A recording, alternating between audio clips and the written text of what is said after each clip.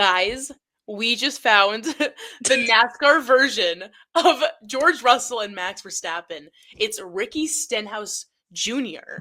and Carson Hocevar.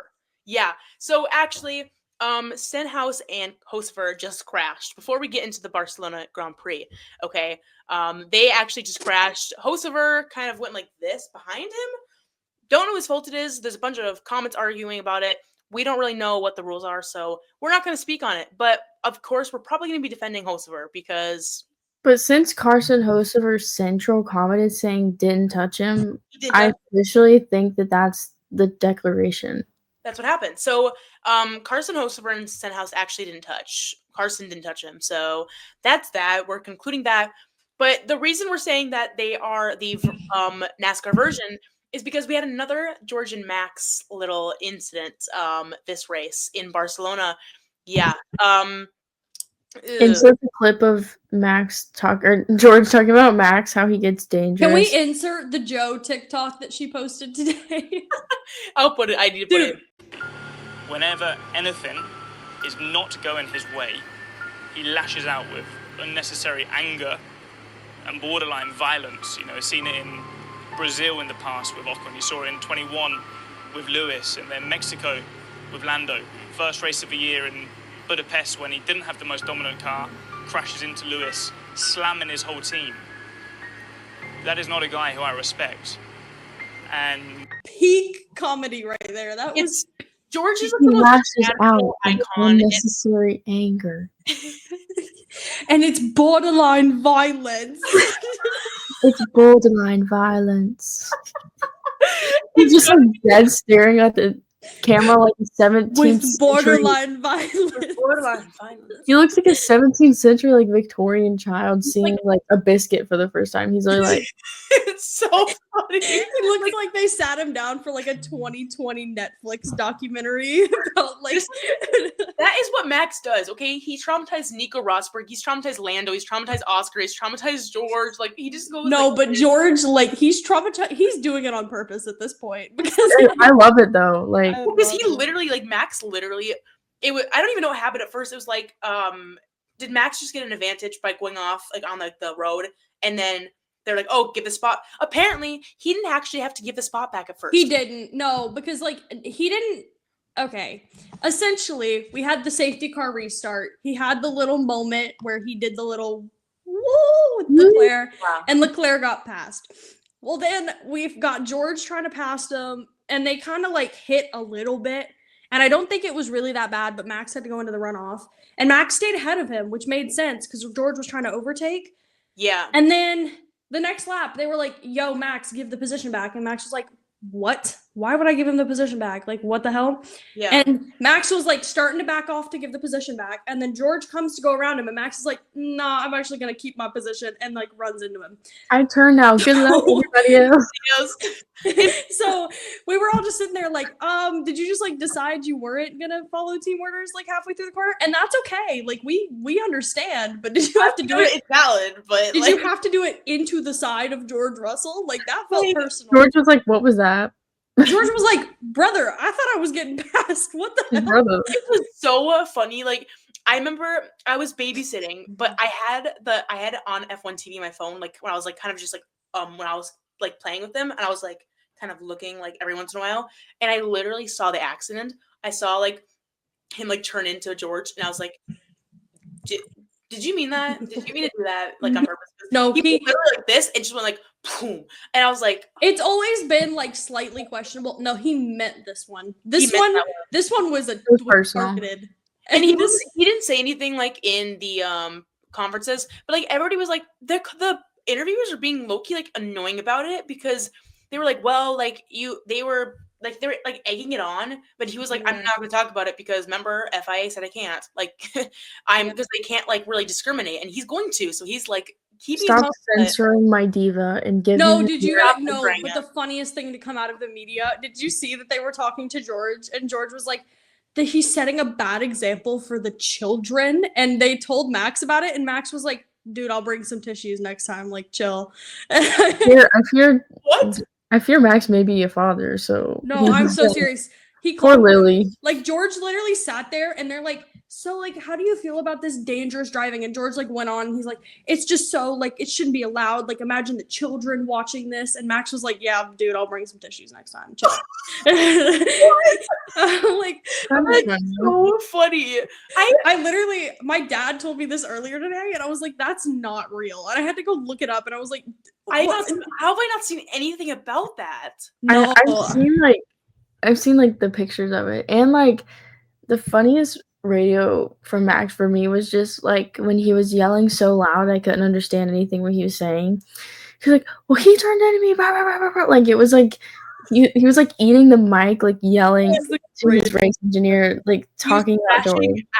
I love a good George radio though, because George sounds really British in his radios. He sounds so posh. It's just the funniest shit to me when he starts getting upset about something. He's like, mate, he turned into me. He just turned into me. He turned into me. I'm like, It's the funniest thing ever. He always says that. My bad. You have like an angry Dutchman like yelling into the mic, and then you have like a little classy, little posh British person. It's like the funniest thing.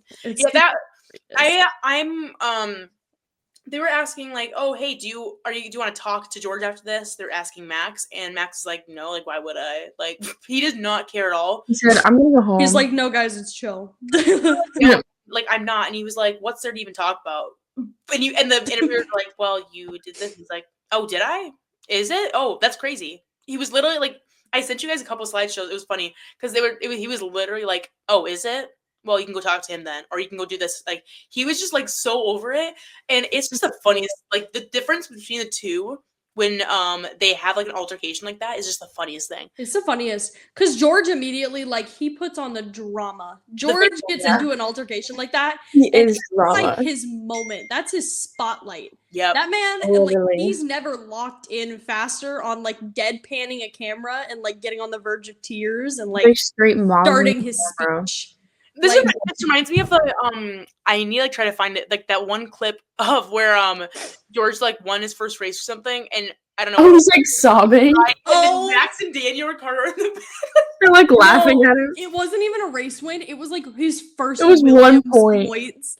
It's 1 like point. 10. George is staring into the camera, just crying, like holding his sobbing, and Max and Daniel are just in the background, like giggling and running around. And I'm like, this is George's like moment. This is his big break. Dude is so emotional right now, and y'all are like, that's like what's wrong with this man? That just reminds me. That's just like that's like the in a nutshell. Their interactions every single time they do. I think it's so funny.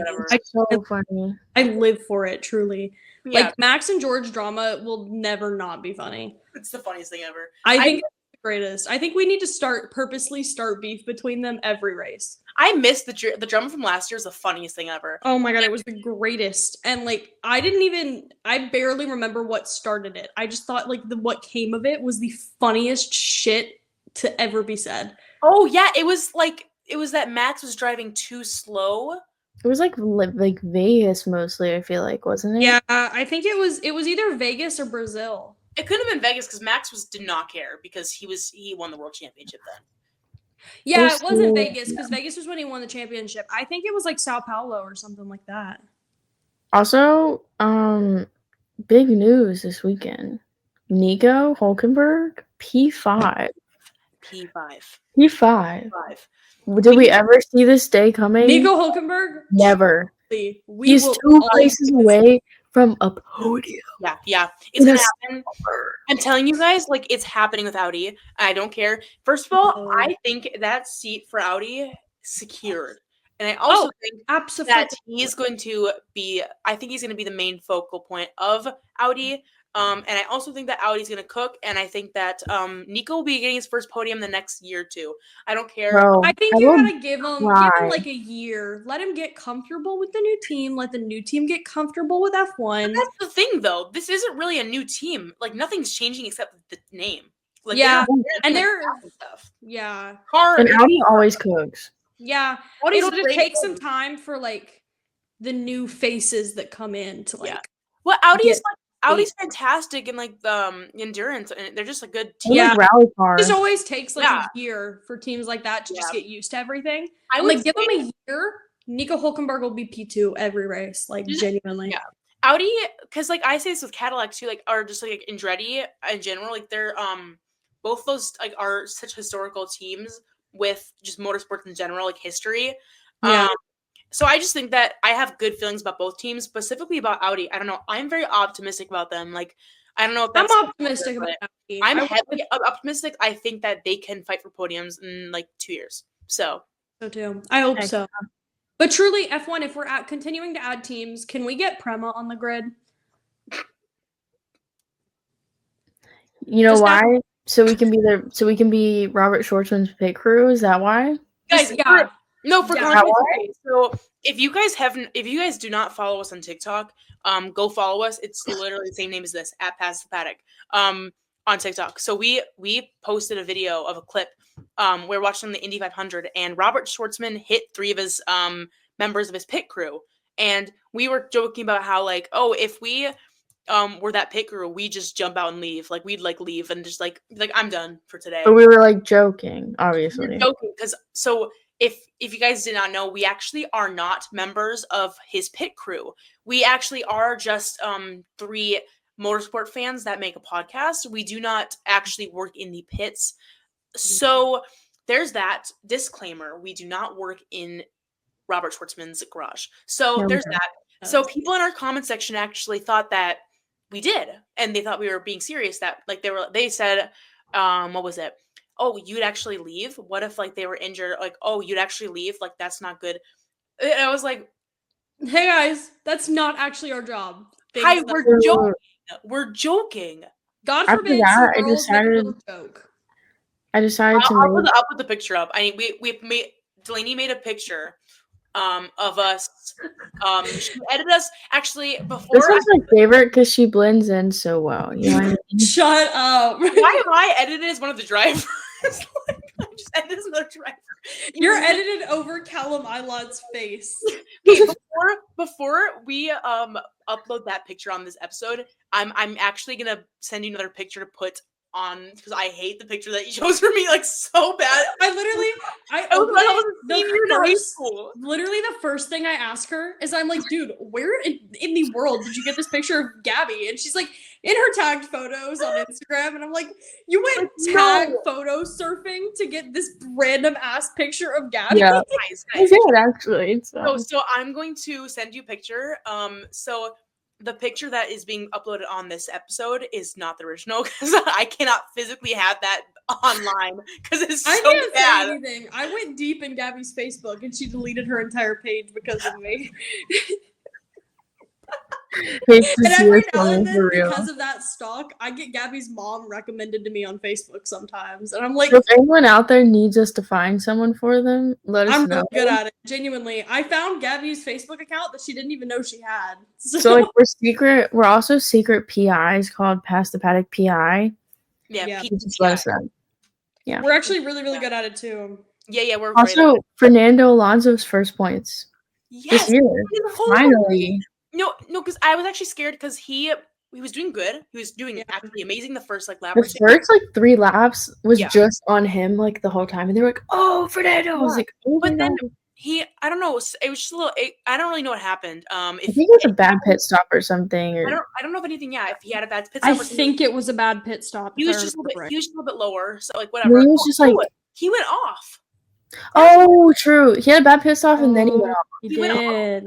But he ended up getting his first points. What position did he end up in? P9. So he got points. That's all that matters. And it was good. Year two. Yeah. P8. It was a good good day for Fernando Alonso to get points specifically because it's home race. And also, Lance Stroll was not racing because of his. Okay, though. Yeah, he had apparently his wrist has been hurt for a while. He had a procedure 2 years ago. When he fell off his bike and broke his wrist. Yeah, and so apparently it didn't heal right or something. Like something happened with the procedure, and so if he does not race though next week, Felipe, that's gonna be Felipe. No, but it's his home race, bro. I don't want him to miss. I know. So hopefully he'll be back. We don't know anything. Isn't say any updates or anything. Lance Stroll, please come back. Back in Canada. You have to imagine, like, how long has he been, like, withholding that pain? Like, how long? No, I did see somebody post about it and how he's like complained about it a couple of times, but like, I'm like, dude, imagine having the surgery like not do everything you needed it to do 2 years ago, like, and you've been racing doing that all the time. Like, and the thing is, like, well, as an F1 driver, your wrists are so like because you're like the head of the steering wheel, you know, like that's like one of the most important. Even like working out. Exactly. Like, off I can't even imagine your wrist every how race. bad it must have gotten for him to like finally be like, yeah, guys, I gotta sit this But he can't even do a race. Like that's bad. It would be like, it'd be tough to like just not even be able to like do the race after you already qualified and like no one can take your spot because it's just not allowed. Yeah, because you can't do that. Because I was actually talking to Katie and I was like, well, like, wait, why couldn't Felipe? Why can't they just start like pit lane or something? Yeah, I know. Really? I don't know. There's some like rule. There should be like some special thing, like if someone has to pull out due to injury or something, they can start pit lane or something. It makes no sense to me because I don't know, because like that's so detrimental to the team. And why like I don't understand why the rule is like that they have to drive a singular lap at some point before the race. Well, like I guess like in a perspective of imagine it's like okay, this doesn't really make sense either because if it's a reserve driver, it's obviously gonna be somebody pretty experienced, like they've driven by F2 cars and they've done the simulator. But I guess it makes sense, like if they just go straight into a race, what if it's their first ever time in that one car for like? Because I feel like they all do like testing laps, but I guess maybe, but they all. Then I feel like it's a chance that like they might never get. You know what I mean? Like so I don't know if that's really the most like sane rule, but I mean I do understand I kind of understand the reasoning. I get it, but then I also don't. I feel like they should do it on like a case by case basis. I agree. I think like if it's like that type of situation, you should be like, yeah, Felipe can just drive. Yeah. What else happened? Especially since he was there. Guys, this was a bad race for my team. My team, Haas, guys. Not a good time. And a bad day for Kimi Antonelli. Oh yeah, Kimi Antonelli. It was like I didn't have to throw that one at me while I'm sorry. That's already in the trenches because I was thinking about Ollie Behrman's P17. You didn't have to also throw me off of the cliff by being like, oh yeah, and Kimi DNF'd. Because like he literally like was turning and then the car just stopped working. He was literally like he just like gave up. Total Wolf's face too was so. I will never understand like how. Okay, this is gonna sound stupid, but I genuinely I don't care what anybody says. Why in the world does a $20 million car just stop working when you're just driving? I'll never get it. How do you spend that much money on a car and it could just randomly break it? And it's the second time it's happened this year. And it's happened to both cars. I don't care any explanation that somebody will like mansplain it or something or girlsplain it. Whoever is gender, I'm not gonna be gender biased in this. Whoever freaking mansplains it to me, like, oh well, there's this, and this. I don't care. You spend $20 million on a car and it stops mid-race because of the how? Because it just I spent $20,000 on my car and it runs perfectly fine. Okay, like, so yeah, you drive it for like 6 hours and it's still running. So like, yeah, like so what's the problem here? If our cars can drive fine, your F1 cars can drive fine. That's the summary of that. So lock in basically. Essentially, that's all we're saying is And there was the Alex Albon, Liam Lawson, whatever that was. Also, no, I actually can't. It wasn't Liam's fault, was it? Or was that? No, it was always Alex. It was Alex. Alex got the penalty. Yeah, I forgot about that. Yeah, Alex just was feeling a little spicy, a little aggressive, a little fun today. Low-key valid though. When Liam came up on him, he just was like, "I'm gonna go now," and Liam ran over his wing. Not once, but twice. I said no. I turned out. Good luck, everybody else. And then we had hang on, I'm blanking. I thought of it like 2 seconds ago. What? We had Ollie and Liam. No. Oh yes, when when the race leaders were trying to overtake those back marker cars and they wouldn't move out of the way and they started fighting in front of Lando and Max. I genuinely, I was scared for my entire soul. Like, I was genuinely, like, what I are see we Liam, doing? when I see Liam in his RB with nothing to lose behind my boy Ollie, I like genuinely, my heart stops. Because how do you expect me to keep going when I've got this that's not scared to run into him behind him? Like, that's so scary. Liam And of Lawson course, is like the he new Mad Max, does. like 2017. Genuinely, Like, bro got aggressive. No, actually, no. Because Liam isn't that fast. I would say not to be like a Love you though, Liam, but like you're not like because let's be real. Clocked him. I would say not in that way. I would say Liam Lawson is more like high to the new Kevin Magnussen. And you know what? People I know people don't like Liam Lawson, but if I can get a chance to get some kind of a glimpse of Kevin Magnussen again, I'll take it. So yeah, I swear I see his ghost sometimes. I see his ghost sometimes. Like every time I see the Haas logo, I fully expect. But Kevin and Magnussen would not have run into my Ollie. He would not have done it. No. He would have left him alone. And Liam, it's embarrassing that you didn't. Also, I'm so surprised that they didn't get in trouble for fighting in front of the race leaders like that when they're supposed to. I think, like, from where I watched it, Liam was behind Ollie, and like Lando goes to overtake Liam, and Liam just decides he's going to overtake Ollie in this moment too. I was like, can we not? Does Liam not get some kind of a reprimand for that? I thought he should have, honestly, because I feel like that was kind of ridiculous. Like, what if really they somehow took each other out and took Lando out? No, like, genuinely, it was the funniest thing listening to Nico Rosberg's commentary. Because Nico Rosberg, like, I love him. He was glazing Ollie that whole race. So funny. Was he on F1 TV or ESPN? He was on ESPN for me. Oh, I didn't hear him, bro. He's funny. He was glazing Max, and then he was glazing who was he glazing in the race? Because he was glazing Max. Was it Max. Isaac Hadger? He was glazing Lando. He was glazing Ollie, because in that exact moment and another moment that Ollie had, he was like, oh my god, that could have been a crash from them, but Ollie just did some impeccable driving right there, and like he didn't crash into Lando and he didn't crash into Liam. Like, that was so good from him. And I'm like, Nico, you're a real one. And he was legit like glazing Max, like, and I'm like, what is happening? What kind of multiverse are we in right now? No, he was glazing Max. He was in a good mood today. He was a happy camper. It was honestly really, really funny. That was so loud. I'm sorry. It scared me. The thunder? Yes.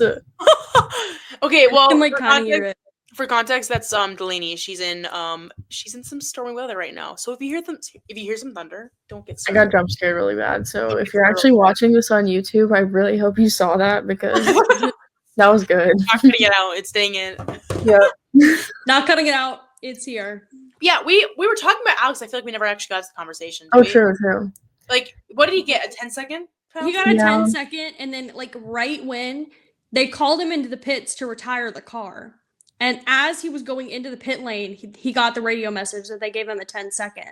So he literally came into the pit lane, stopped for 10 seconds, left, did one more lap, came back and retired his car.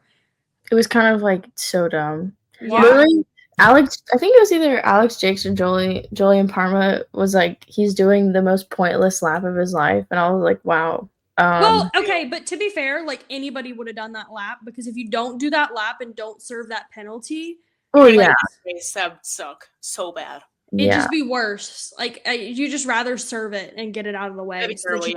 On my glory lap into retiring, I would do some like insane. I would like drift. I do some donuts. Yeah. I'd drift all the corners. Drift a little bit, like the Tokyo Drift It kind of thing around every single turn. Yeah, me too. Yeah. I'd be doing donuts on the start finish straight and just be like, let's avoid me. I would just do it around all the people going. Let's see who can dodge me and like just go around them. Let's see how talented you guys really are. I'm gonna start going the opposite way, see if they can dodge me. That one clip from Tokyo Drift, where he's like drifting around the two girls in their car. Oh yeah, I'm a number after. Literally, dude, that's what they're gonna have to do with Alex. Why do you drift? Drifting in the middle of that race. Oh my gosh! Did anything else monumental happen? Because everything happened in the last like 6 laps of the race, bro. Oh my god! Can we can we take a second to like glaze McLaren and talk about how great the double stacking pit stop was? That was really. It was so close. So close. God, I want to see this. I'm gonna put it up. I'm gonna insert a clip here because I want to see it was beautiful, if bro. anybody else didn't see it, you're gonna see it now. Literally, It was, like so technical. Like Oscar gets in. He get like the moment Lando's pulling in behind him, Oscar's pulling out. It was gorgeous. I was That so might be sure it wouldn't work. a few years back. I will never forget the Mercedes. So beautiful. With I like literally was shitting myself too because they looked way too close together, and I'm like, dude, you're actually about to go over so hard. Like I will cry. But they got it done, and honestly, like, kudos to you, McLaren pit crew. Like y'all did your thing with that one. They got some good pit stops, so they're very. They killed it. They're definitely like the most consistent I feel like I've seen with pit stops. They were out of comparison. Ferrari was Ferrari. Yeah, true. They were doing something. Lewis was like, "What are we doing right now?" Yeah, what I know. You guys almost need to like kind of catch me up on this because I did not see like any of the race. I think what Nico Rosberg said, because he was the only one I listened to that entire time, was that like when Lewis pulled into his pit box, he was slightly over. So they had a hard time reaching one of the tires from like where they were positioned. Mm-hmm. So it took way longer for them to get one of the tires off of his car. Mm-hmm. So it like wasn't fully Ferrari, but it also wasn't fully Lewis. It was just kind of a sucky pit stop. Oh, that sucks. But it was long and it was trash. So. Right. That'd be great. I think this about concludes this episode. Really, like, a lot happened, but this all happened within literally 6 laps at the end of the race. So the rest of the race was fine. This also might be our last time seeing Barcelona on the calendar because we might be going to Madrid. We'll still have the Spanish race. It'll be in Spain, but we might be getting a street circuit next year. Personally, I think we all kind of agreed that this is an unfortunate circumstance because I know like Barcelona isn't the most exciting track to like race on to overtake on, but it was pretty exciting today, and it's going to be more exciting than some street circuit because we don't need another one of those. We don't need another Monaco. That's going to be actually. I'll make that the question of the day, you guys. Do we think that Madrid would be better than Barcelona? Question. Do answer, please. Anyways, thank you for watching. Thank you for listening. We will see you guys in a couple weeks for the next race, wherever it is. Where is it? Canada. So we'll see you guys in Canada in a couple weeks. Stay tuned for an episode. It'll happen. We'll do another episode next week for the off weekend. Thank you for listening. Bye.